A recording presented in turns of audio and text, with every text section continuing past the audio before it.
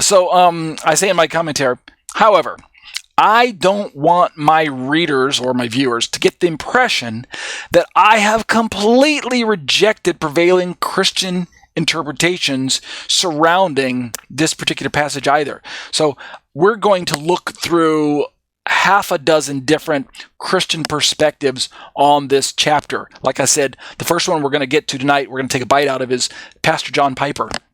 But over time, we're going to look at John MacArthur. We'll look at GotQuestions.org. We'll look at David Guzik. I think it's Guzik. And the purpose for looking at these particular pastoral perspectives is not to slam them and show you how superior we Messianics have come to understand the passage. That's not what I'm going to do. And I also don't want my readers or viewers to get the idea that I'm throwing those pastors under the bus and saying that you can't trust them. On the contrary, the one reason that I singled out these particular resources is because I do trust them. They are absolutely fantastic resources, even though I disagree with some of their theology. Like, for instance, GotQuestions.org, headed up by Matt Slick, I believe. I think he's not dispensationalist, but he holds to a form of theology when it comes to Israel that kind of amounts to dispensationalism or a little bit of replacement theology, and so I have to disagree with the central tenet of his perspective. But other than that, I mean, the resource is fantastic. GotQuestions.org, right? It's a really good resource. So I don't want to give that impression. What I say in my commentary is that there's value in some parts of what most Christians are teaching on this particular passage. Obviously, we're all human. We all make mistakes. We all have failures and weaknesses when it comes to exegeting any particular passage, me included, right? No one is perfect. We don't have perfect knowledge, so we need each other. What ends up happening, in my opinion, is that each one of us approaches any given topic, and we have strengths that we bring to the table, and then we have our own flaws that are brought to the table, even if we're unaware of them. And what becomes the job of Bible students is to be able to sift through and be able to discern what is value and then toss out what is fluff. So you got to be able to work through a lot of material and be aware that you're not getting total truth. It's not my fault that it's not total truth. It's just, I'm a faulty human being. So I'm not faulting John Piper or John MacArthur or any of the other pastors we're going to be examining. They're in the same boat as me, right? They put the pants on the same way as I do, one leg at a time. We're all human. We're all faulty. We're all just trusting and relying on God's Spirit to help us along. So let's just be a little kind to one another and not be so harsh all the time.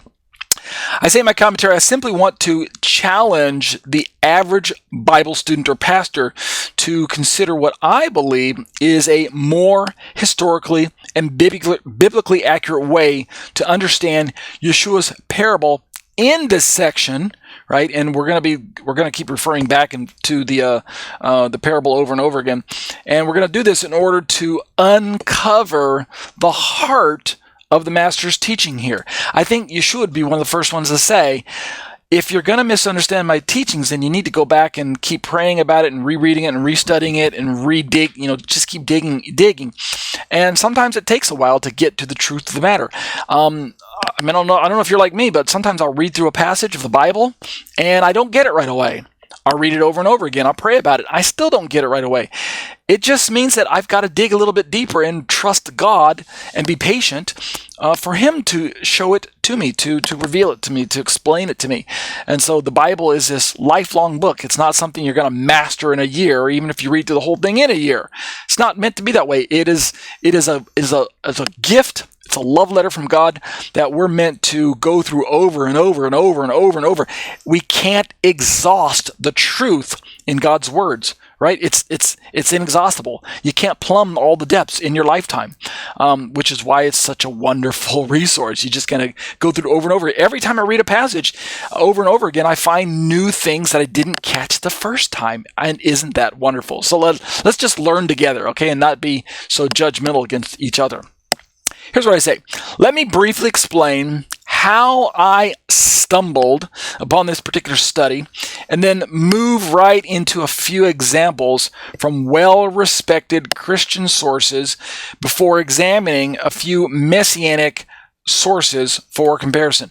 And as you know, in my studies, I'm often comparing and contrasting what I term Messianic resources with standard Christian resources.